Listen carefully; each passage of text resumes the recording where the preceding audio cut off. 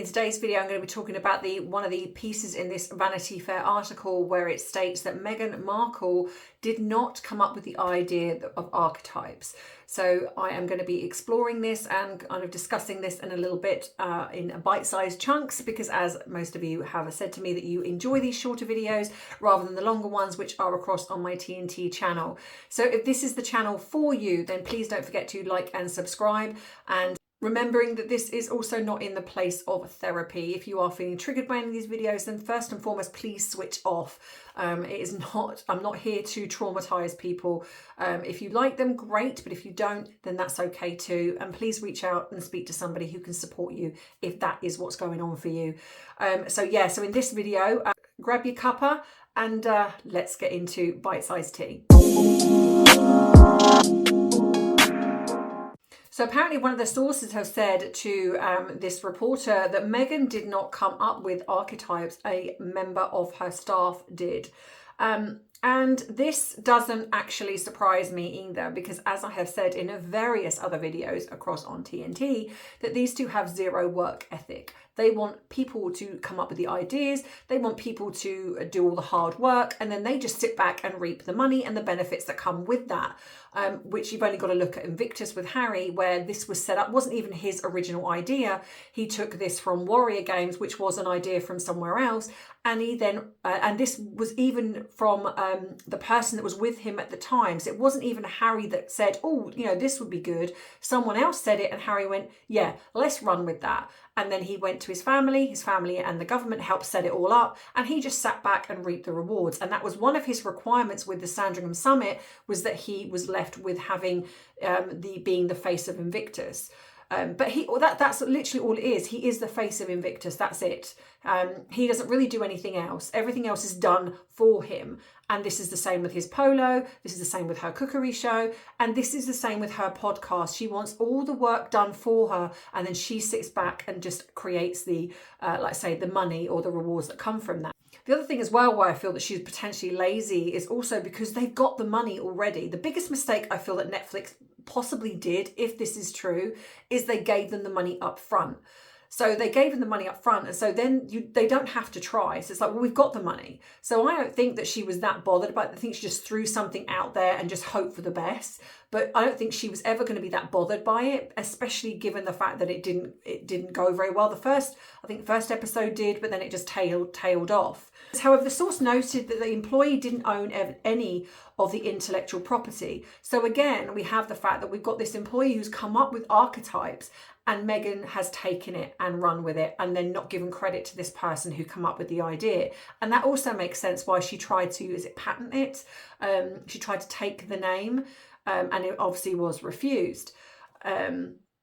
So because of Archewell Audio taking so long to handle, production Spotify's Studio Gimlet was called in, meaning the production was costlier and required more resources from the podcasting giant. You also remember as well, the couple were famously disparaged by podcaster Bill Simmons, who worked with the Sussexes at Spotify back in June 2023. And he famously referred to the couple as effing grifters, adding, I have got to get drunk one night and tell the story of the Zoom I had with Harry to try and help him with a podcast idea. It's one of my best stories, F them, the grifters. Harry was trying to come up with, is it called the Sociopath podcast, where he wanted to interview, I guess, people that he thought was a sociopath. And well, perhaps he should have started with his wife, because I think that she's high up there on that. And it obviously people were like, no, we're not, just no. And I think that because Harry is just, like I say, got a lazy mentality, they were probably trying to throw things at him and kind of go, right, well, what about this? What about this? But he just has, in my opinion, a zero work ethic.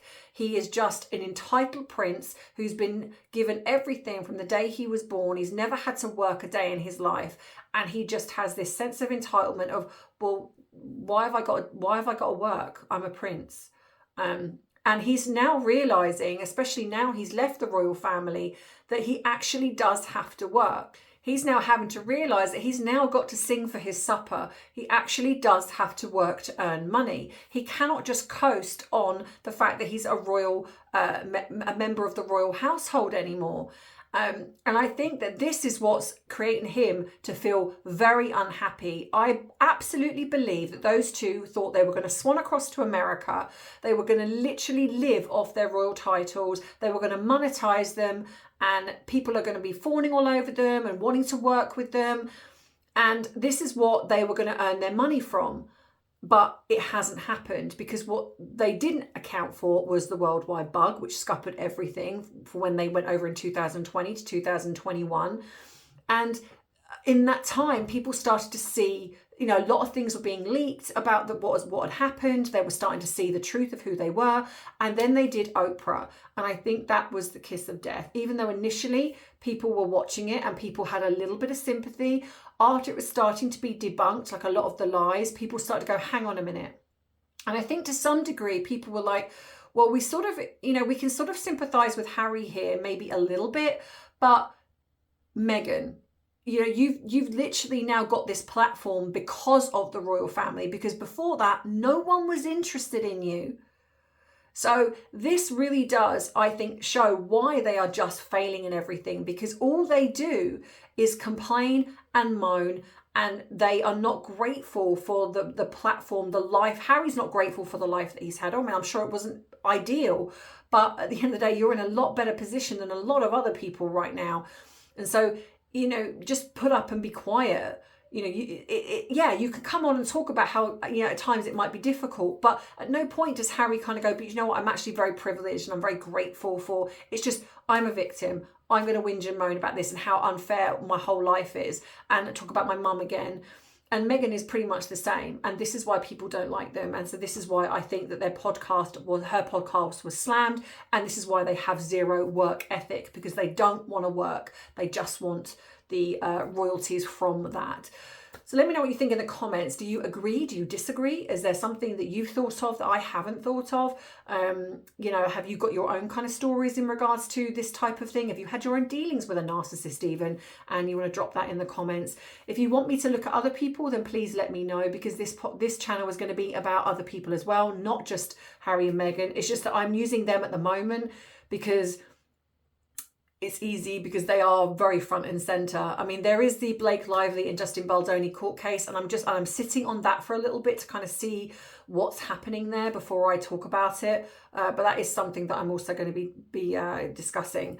So yeah, so thank you so much for liking. Don't forget to subscribe so you do not miss future uploads. Like I say, if you want the longer videos, head across to my TNT channel. And in the meantime, I hope you look after yourself. Have a wonderful rest of the week, and I will see you in the next one. Take care. Bye-bye.